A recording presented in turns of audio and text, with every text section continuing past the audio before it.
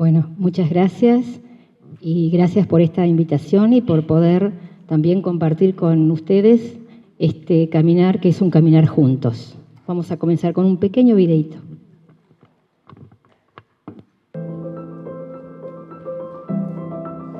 Arrancaron nuestros frutos, cortaron nuestras ramas, quemaron nuestro tronco, pero nunca pudieron matar nuestras raíces. Somos. Ese es el logo de ENDEPA y muchos por ahí se preguntarán qué es ENDEPA.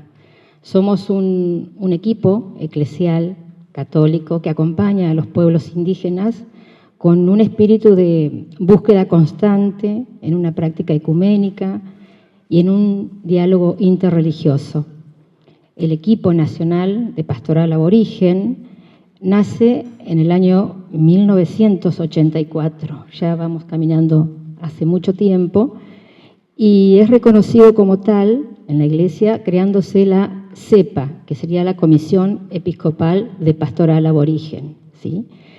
En Argentina, ENDEPA ha sido promovido y creado por obispos y laicos católicos en su momento, hacia el año 1980, que empezaron las primeras reuniones, y podemos ahí destacar la presencia de Monseñor Jaime de Nevares como un salesiano muy comprometido desde los inicios de ENDEPA.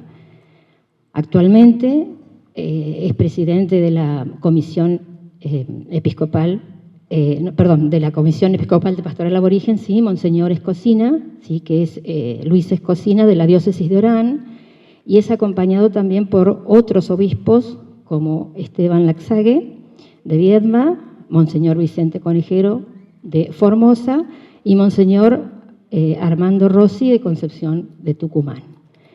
ENDEPA está presente en muchas de las provincias de la Argentina, ¿sí?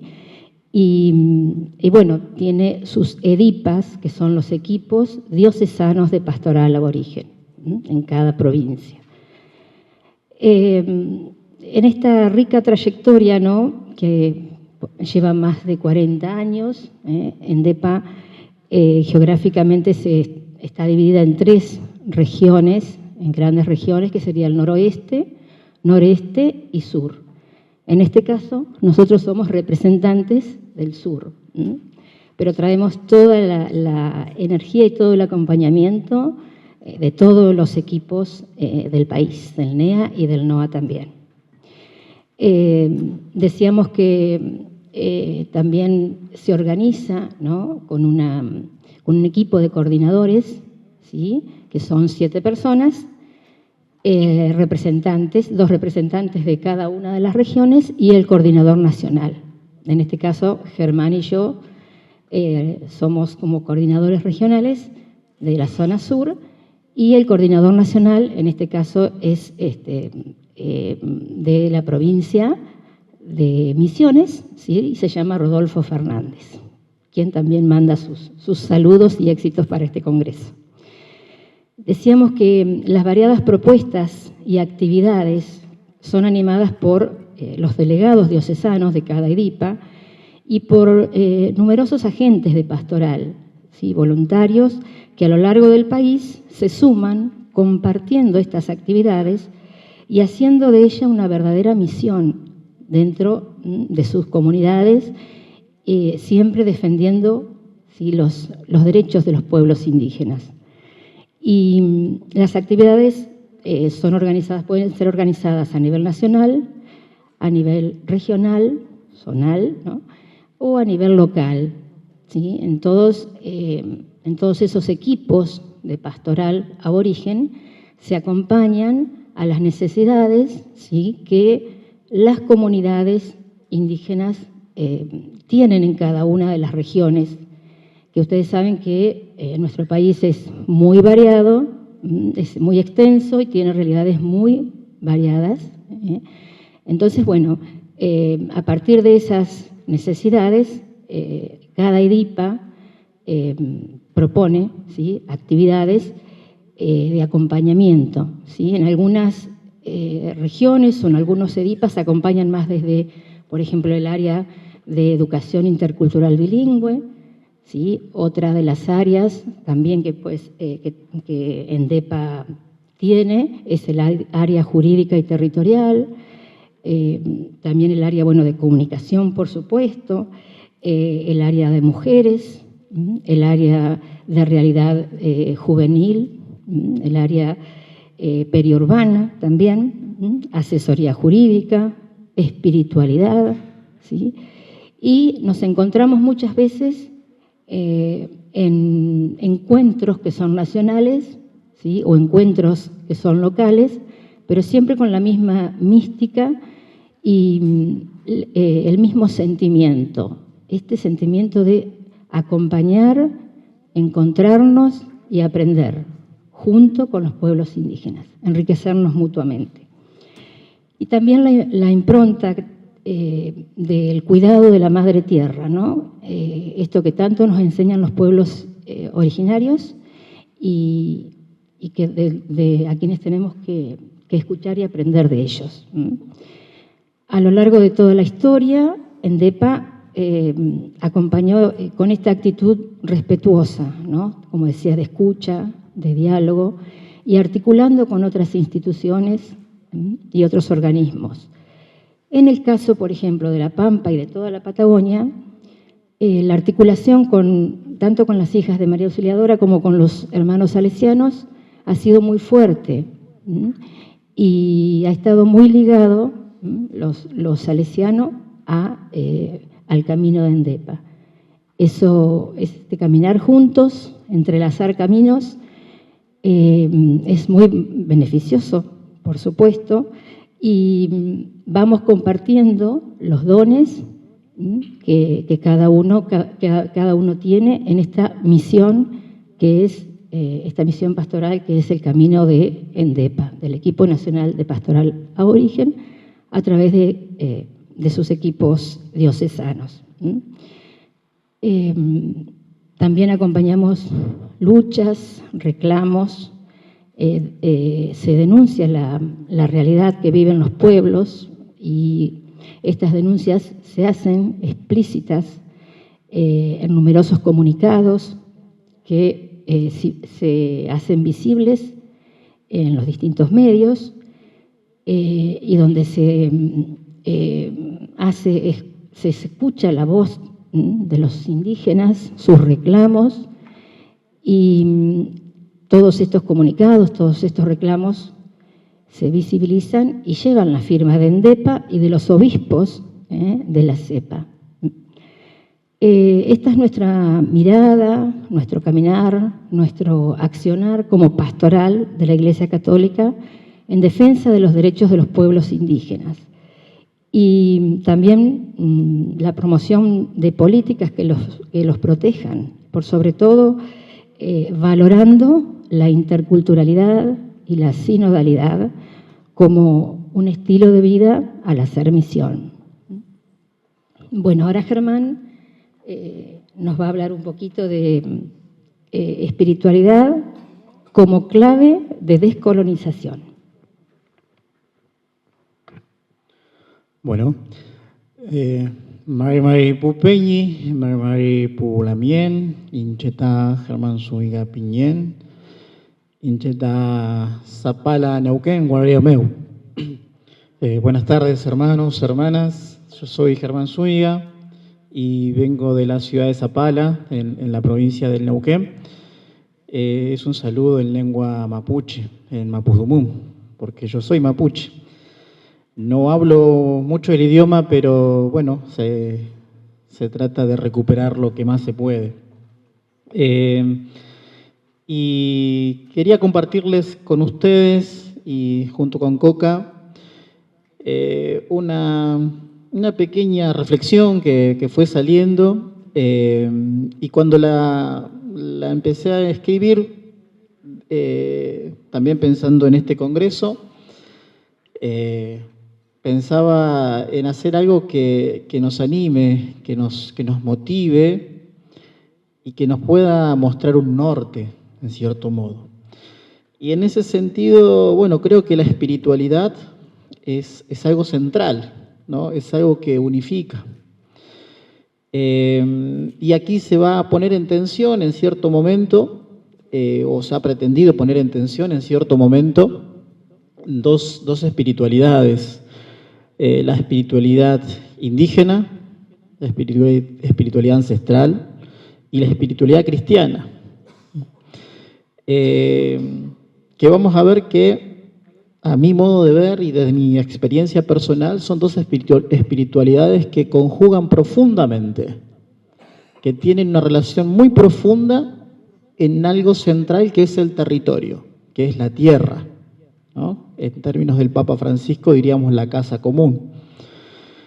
Porque justamente la espiritualidad indígena, esta espiritualidad que ha sido perseguida, pretendía de ocultarse, pretendía de extinguirse, ha sobrevivido porque justamente nace en el territorio, ¿no? Un poco lo que plantea nuestro logo de ENDEPA, ¿no? Quisieron cortar las raíces, le cortaron el árbol, pero siguieron las raíces, ¿no? Y de ahí salieron nuevos frutos. Y hay una filósofa en Bolivia, Sofía Chipana, indígena, aymara, que dice que desde la conciencia de todo está entrelazado y todo tiene vida.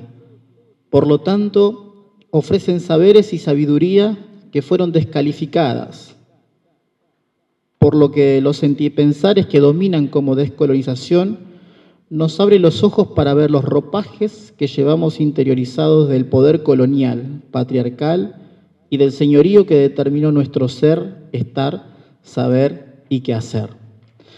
En el caso de Argentina es interesante porque este proceso de conquista y de colonización, que podemos tomarlo como centro, como punto de partida, 1492, en nuestro Estado se ha institucionalizado ese método o este sistema colonial, ¿no? Y esto ha quedado plasmado en la Constitución de 1853, en donde el tema indígena se fue abordado como una cuestión de objeto, ¿no? De hecho, la Constitución Nacional de ese momento hacía referencia de que había que promover la seguridad de las fronteras, conservar un trato pacífico con los indios y promover la conversión de ellos al catolicismo. Eso era lo que refería la Constitución. Bueno, claramente una situación de objeto, ¿no? Un desconocimiento y un intento de extinción, ¿no? Darío Aranda plantea esto de el genocidio invisible, ¿no? Quitarle el derecho, la subjetividad del derecho a la persona. Y esta conversión que plantea la Constitución es muy interesante porque va a contramano de la conversión que plantean los pueblos indígenas y el propio Jesús en el Evangelio. Porque la conversión que se plantea en esta Constitución es una idea de extinción, de imposición, de blanqueamiento, ¿no? Algún autor, Fanon, habla de esto de blanqueamiento cultural, ¿no? Y va a contrarreloj o a contramano de lo que plantea el Evangelio, porque el Evangelio de Jesús, esta conversión que encontramos tanto en el Evangelio, no es una conversión de cambiar al otro, sino una propuesta que va desde el punto de vista de la misericordia, desde el encuentro fraterno con el hermano. Y ahí experimentamos, o por lo menos leemos en el Evangelio, muchos momentos y hechos de Jesús, ¿no? No sé, el buen samaritano, la prostituta, la mujer pecadora. Jesús tiene un encuentro cara a cara con ellos y no lo cuestionan, ni mucho menos. Entonces es esta conversión la que plantea Jesús, ¿no? Que se va alejada de esta idea legalista o constitucional que originalmente tenía el Estado argentino. La conversión en el sentido de el llamado de la buena noticia del Evangelio, que tiene que ver un poco esto de abandonar un poco la rigidez de la imposición cultural, cúltica y abrirse un poco a la novedad de la aceptación del otro en el espíritu, en la aceptación mediante el diálogo, ¿no? Mediante la misericordia. Entonces, la conversión de la que habla Jesús en el Evangelio nada tiene que ver con la imposición colonial que planteaba la Constitución. Entonces aquí surge un interesante desafío de conversión que nos invita a Jesús, que tiene que ser mutua, de reconocimiento, ¿no? Es decir, compartir mi riqueza con tu riqueza y poder convivir en esta casa común.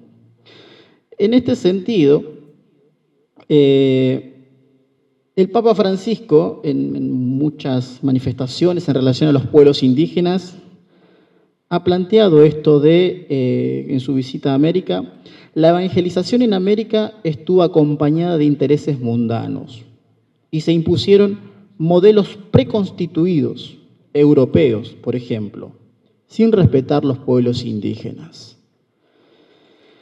Y aquí se plantea esto, lo que les adelantaba hace un ratito, ¿no? Una aparente dicotomía de si es compatible o no la espiritualidad indígena, la espiritualidad ancestral con la espiritualidad cristiana, que en cierto momento parecería que se puso como en tensión y era como o es una o es la otra, ¿no? Y el Evangelio y la vida de los pueblos nos muestran que no lejos está de esa dicotomía, porque les vuelvo a insistir, nos une el territorio, la casa común, la creación. Ahí podemos ir al Génesis, ¿no? La creación. Dios, ¿por qué lo dejó? Porque vio que era bueno.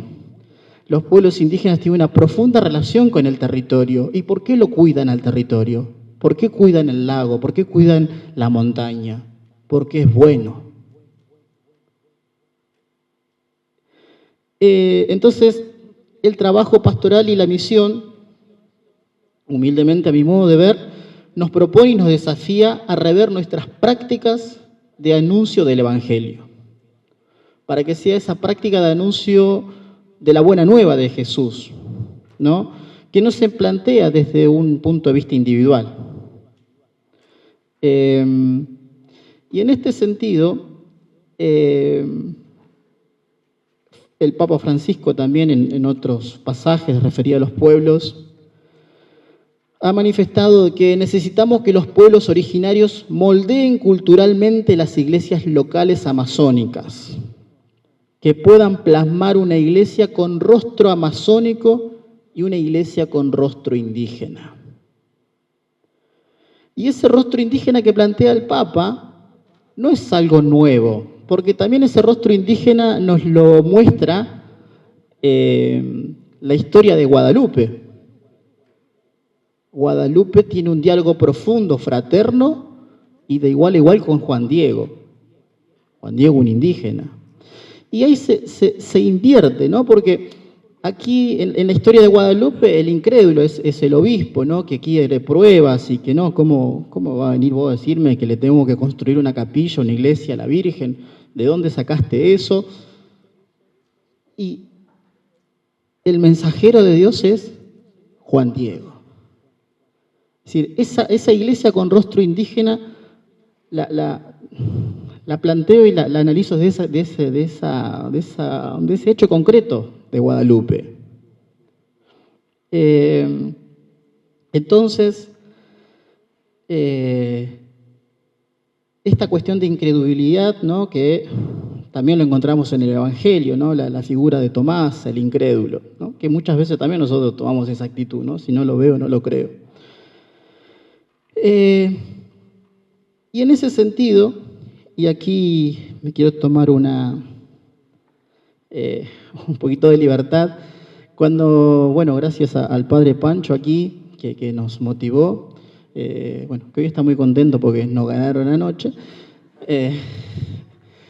me invitó, la verdad que me llenó de alegría, es todo un esfuerzo venir desde Neuquén, pero en este momento quiero traer aquí y hacer un pequeño homenaje desde mi humildad a alguien que considero un padre, que es Marcelo Melani. Porque bueno, en la Patagonia han transitado muchos misioneros y transitan muchos misioneros, ¿no? Sobre todo salesianos.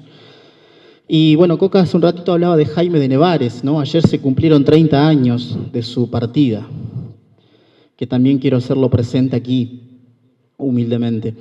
Y Jaime es interesante porque aquí yo tengo una foto en la ponencia, después no sé si la podrán ver, pero es muy llamativo porque en su estampita de bienvenida, Jaime trae un mensaje detrás, ¿no? Viene con toda esta sotana y toda esta ropa así, y atrás de la estampita dice: agradezco de todo corazón las oraciones que los buenos neuquinos tienen con su obispo.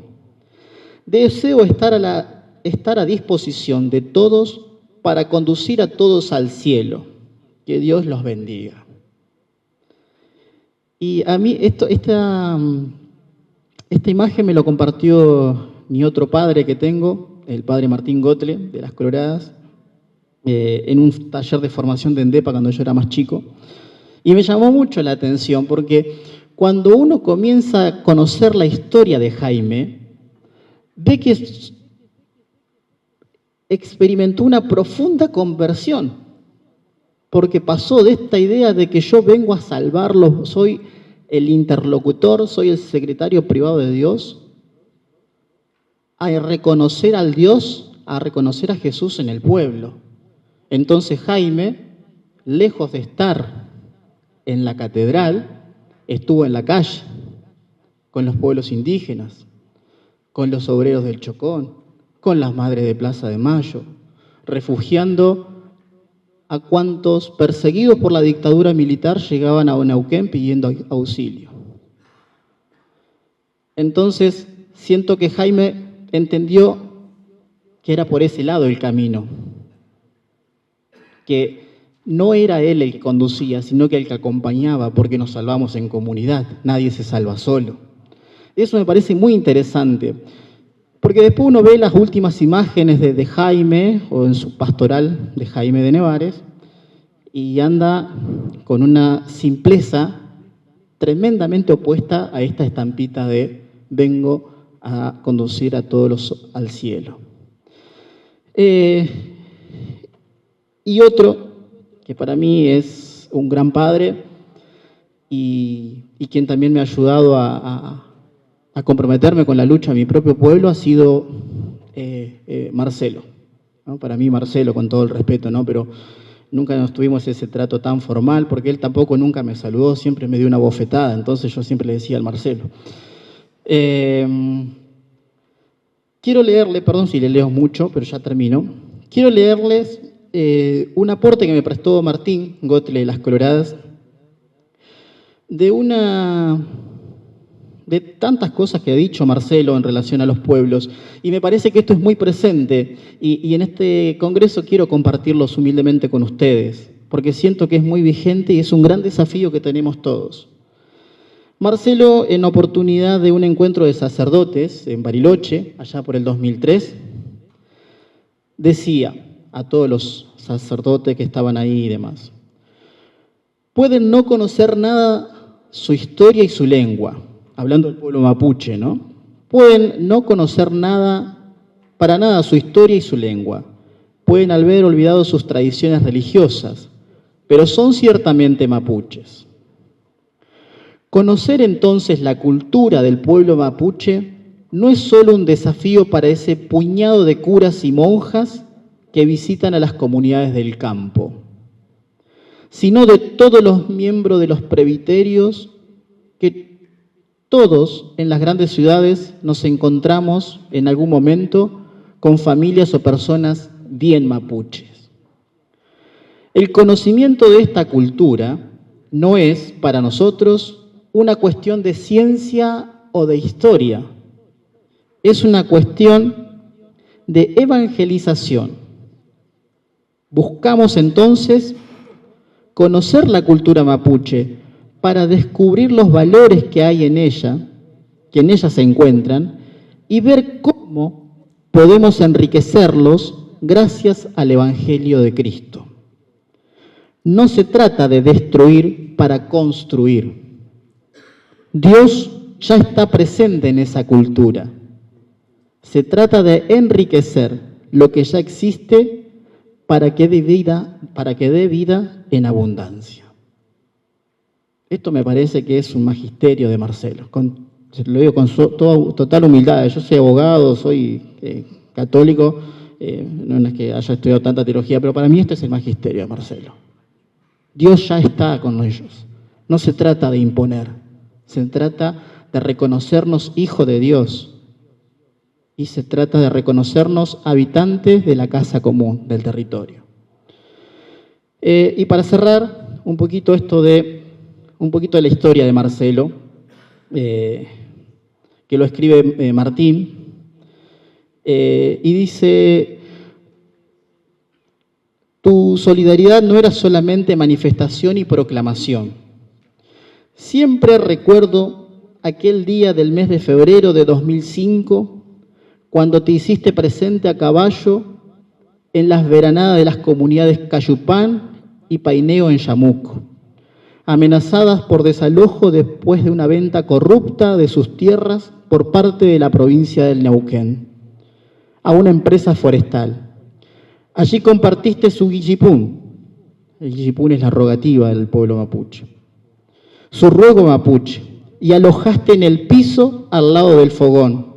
Celebraste y proclamaste tu fe y esperanza en Cristo resucitado, en los lugares más alejados y humildes. Ese era el Marcelo. Así practicaba y predicaba el Evangelio. Entonces, la espiritualidad siento que es la clave para pensar ya no desde un punto de vista de colonización, ya no desde un punto de vista de imposición, sino desde un punto de vista de comunión. Convertirnos es también ponernos en el lugar del otro y junto al otro. Porque la conversión no es solamente del otro, primero tiene que ser mía. Entonces, y esto quiero cerrarlo ahora sí con algo que plantea Patricio Guerrero, ¿no? Que nos dice: corazonar es una respuesta insurgente para enfrentar las dicotomías excluyentes y dominadoras construidas por Occidente, que separan el sentir del pensar, el corazón de la razón. Implica sentipensar un modo de romper la fragmentación que de la condición humana hizo la colonialidad. En el razonar, la palabra sola connota la ausencia de lo afectivo. La razón es el centro y en ella la afectividad no aparece ni siquiera en la periferia. Corazonar busca reintegrar la dimensión de totalidad de la condición humana, pues nuestra humanidad descansa tanto en las dimensiones de afectividad como de la razón. Que nuestra práctica del Evangelio sea esa, de comunión, de conversión mutua, de compartir y de lo que planteaba el Marcelo, no de imponer, sino de enriquecer, de fortalecer lo que ya existe. Porque si existe es porque lo hizo Dios, y si lo hizo Dios es bueno. Muchas gracias.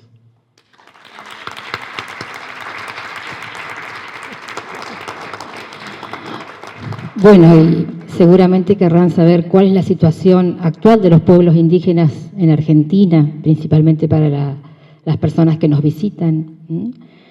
Bueno, la reforma constitucional ocurrida en 1994, entre otras importantes transformaciones, reconoció la preexistencia y los derechos de los pueblos indígenas, considerando sus derechos colectivos, a la tierra, personería jurídica, educación intercultural bilingüe, respeto a su identidad. Pero la realidad es que han pasado 3 décadas de esa reforma constitucional y falta mucho por recorrer para hacer realidad es que esos derechos se cumplan, lamentablemente. La situación es muy compleja, la situación de los pueblos indígenas en Argentina es muy compleja.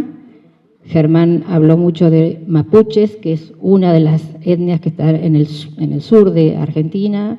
En el caso de La Pampa, de donde yo vengo, existen los ranqueles, ranculches, también tenemos tehuelches. En el norte hay otras comunidades, y decimos hay porque existen, porque más de uno de ustedes en la escuela primaria habrá estudiado que en tal lugar existían los diaguitas, estaban los guaraníes, estaban... No, están, existen.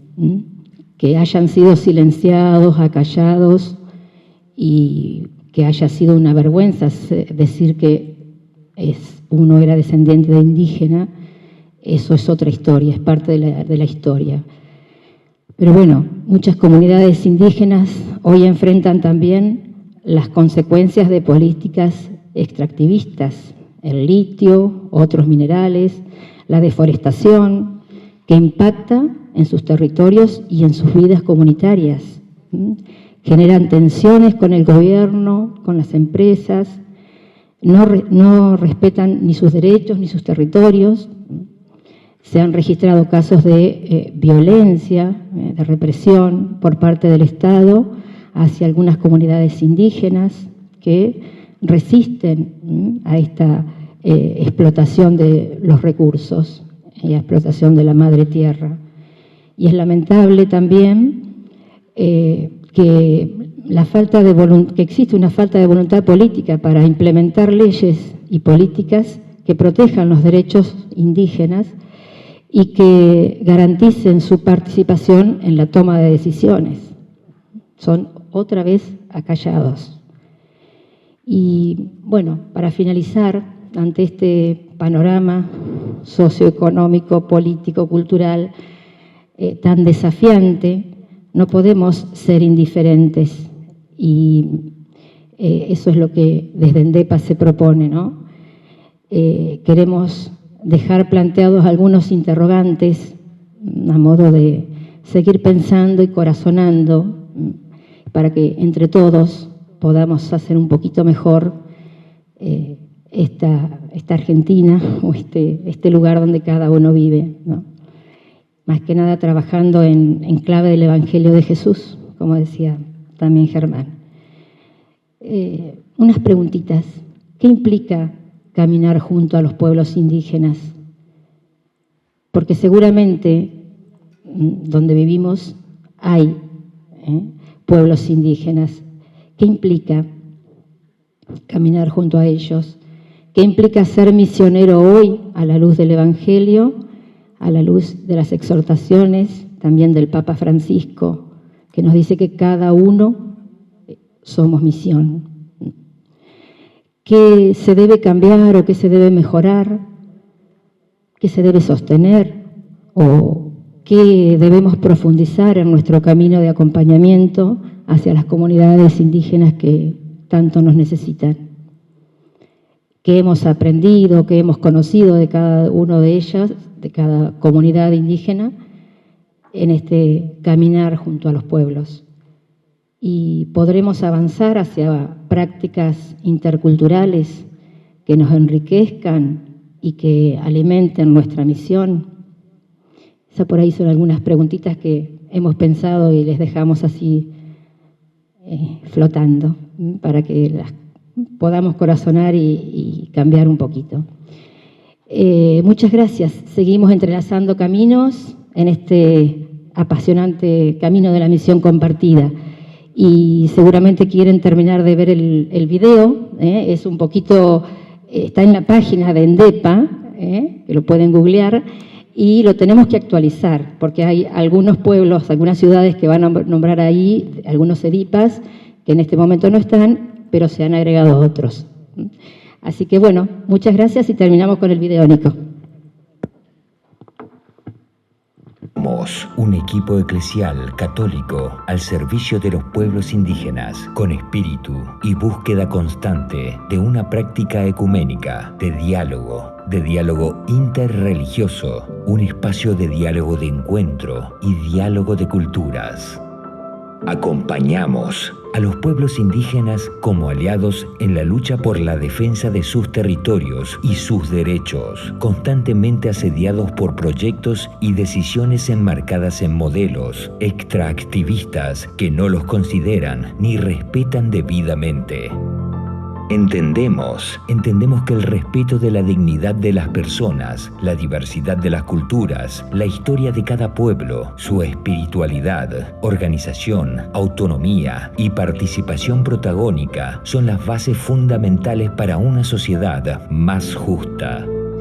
Contribuimos a la posibilidad de tejer una sociedad argentina sustentada en la aceptación de los pueblos y culturas, donde se hagan efectivos los derechos humanos y en particular los derechos de los pueblos indígenas, asumiendo la realidad pluricultural reconocida por la Constitución y las leyes provinciales, nacionales e internacionales.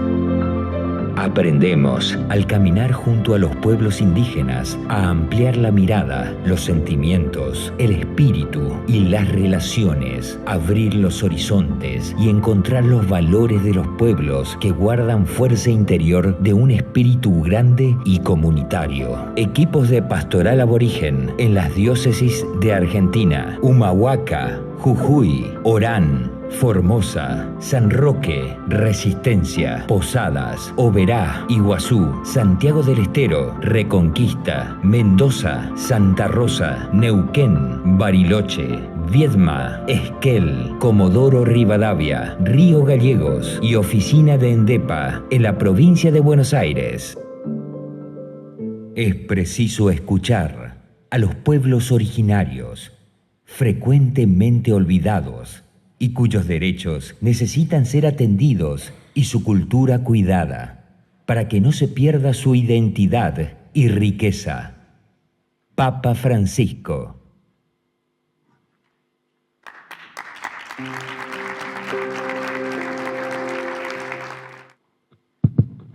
Marí Compuché. Esa. Buenas tardes a todos. Bueno, voy a compartir este camino que venimos haciendo, sobre todo en esta parte del sur, en Chubut.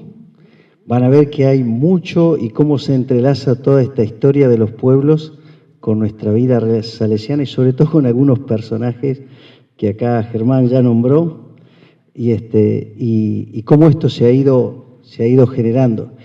Ante todo, yo quisiera agradecerle acá a Darío por la carta que escribió en la apertura de los 150. Yo ya se lo dije a Darío personalmente, pero si alguno no leyó la carta que escribió Darío, la verdad que es una carta muy linda, que no tiene desperdicio. Yo no he descubierto otro inspector que haya escrito algo como escribió Darío, con tanta claridad y realmente con tanto cariño y con tanto respeto por el trabajo que venimos realizando en estos 150 años, sobre todo en el encuentro con los pueblos originarios. Así que, si alguno no leyó, lea, va a ver que es una carta hermosísima. Muchas de las cosas que voy a compartir aparecen también en la expresión que nos ha compartido Darío. Bueno, miren, nosotros hemos iniciado un proceso allí en Trelew con los hermanos, buscando de hacer lo que llamamos el proyecto educativo pastoral.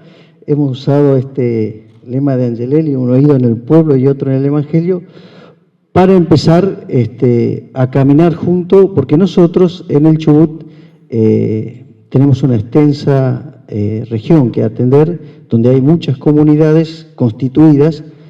También lo hay en la ciudad y están constituidas también, y también hay muchos hermanos mapuche que están en la ciudad. Como dijo alguien, no por estar en la ciudad deja de ser lo que sos. Así que les voy a compartir esto y bueno, después le voy a pedir también al hermano Antonio, que está acá, que me ayude después, porque él está viviendo en Gangán y en este poco tiempo que está ha hecho una experiencia muy linda y es bueno escuchar directamente de él la experiencia que ha hecho en el encuentro, sobre todo con la religiosidad y con la espiritualidad del pueblo. Miren, esto es Chubut.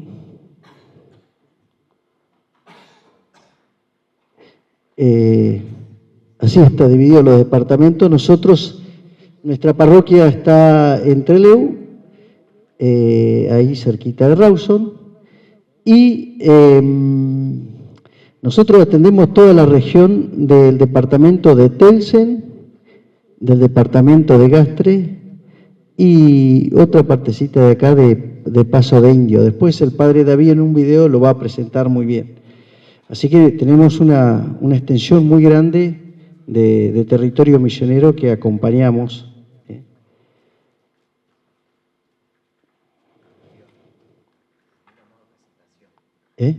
Ah, bien, bien. Al menos mal que hay un técnico acá, ¿eh?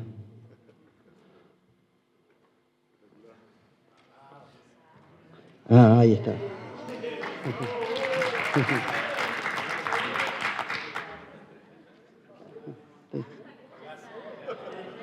La verdad que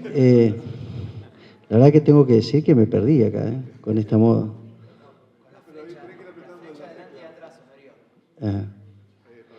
Ahí está, ¿ven? Bueno, ahí está, ahí podemos ver algunos datos de la provincia, de todo lo que es la Argentina. Allí está el Chubut, ahí está marcado. Aproximadamente somos esa cantidad en el Chubut. Ustedes saben que en la Patagonia y en las provincias del sur la población varía mucho porque depende de el aluvión que se venga con el trabajo y con las oportunidades. Entonces, va variando, pero sí es una realidad que en la zona patagónica los pueblos, las ciudades son las que crecen. Van creciendo todos los años y eso le pasa a todas las poblaciones del Chubut. Pero la porción de la meseta central es muy pequeña porque, como pasa con todos los lugares del campo, en todos los lugares del campo, pero también pasa en la meseta, se van despoblando y la gente se va trasladando a la ciudad, ¿no es cierto?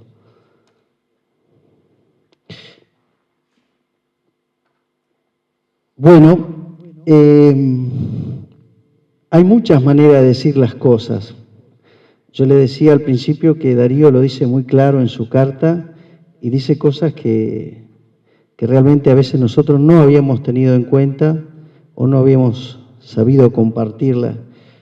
Pero la verdad es que dentro de esas formas, Germán también nos compartió, este señor que está acá, que nos va en este caso es Marcelo Berbel, que es de Neuquén, es un cantor, es alguien que conoce la realidad de los pueblos originarios, que ha caminado sobre todo mucho Neuquén, pero que ha caminado él y su hija Marité. A lo que he escuchado en estos días, ¿no? Después, bueno, le voy a decir con la palabra de un argentino, la realidad es superior a la idea. Este argentino es Papa Francisco. Y mira, cuando yo ni conocía ni el pueblo mapuche, ni la espiritualidad, pero no sé qué es lo que piensan ustedes cuando escuchan la palabra espiritualidad. Yo qué sé, quiero cierro los ojos, algo del pensamiento. La realidad es superior a la idea.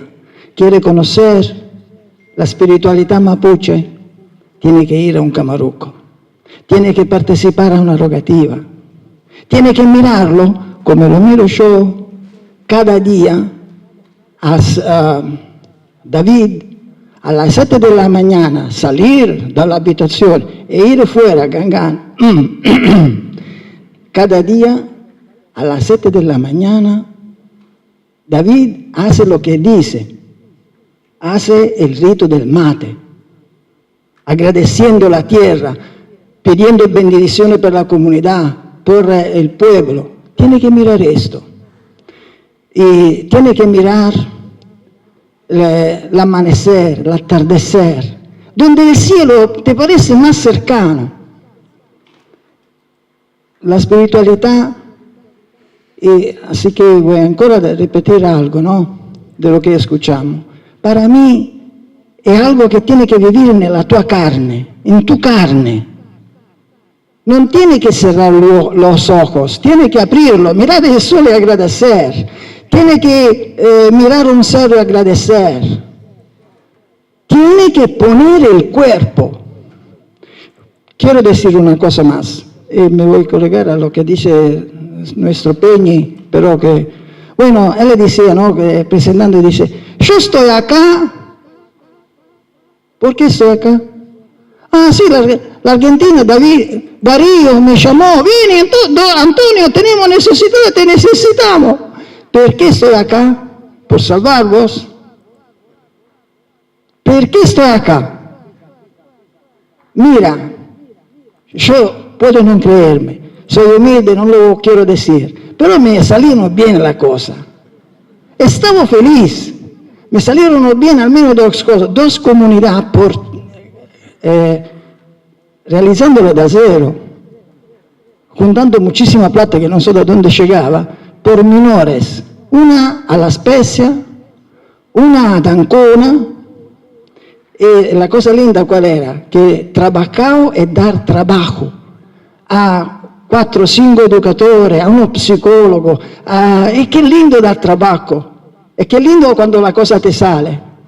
Así que el inspector me dice, intenta lo mismo en otra regione, Pescara. Bueno, ero feliz. Perché estoy acá? Sentivo que me mancaba algo. Tenía un sueño. Y bueno, esto algo, me faltaba eso que hemos escuchado muchísimo, ¿no? Una vida llena e in abbondanza, que yo digo la alegría verdadera. Eso lo que encuentro. ¿Y dónde la encuentro? Nel cuerpo, nella carne. Tenemos que, esto, per decir una palabra, después me callo, del Camaruco, ¿no? Cansador. Pero en este tipo de espiritualidad religiosa, tiene que poner el cuerpo. Tú escuchas la cultronera que te suena el cultrún, y tú que te estás sintonizando con el atrito de la tierra. Y no es que te sintoniza así, medio durmiendo, no, tiene que bailar, es la mujer que canta. Eso, esta compartida, esta fiesta, esto poner el cuerpo, esta alegría. Se uno mira questo pueblo,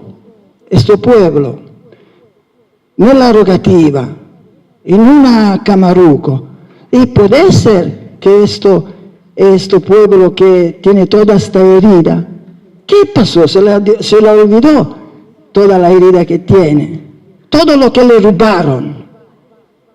Esto es algo que te queda, ¿no? Perché? Perché la spiritualità è questo momento nello che non è che ti olvidi, non è che ti sacca la herida, però ti dà questo neuen, questa forza di seguir adelante aunque queda la herida. Yo dico, tuve esta oportunidad de hacer linda, llena mi alegría, y agradezco muchísimo a Darío Futachao que me dio esta oportunidad y a ustedes que me recibió.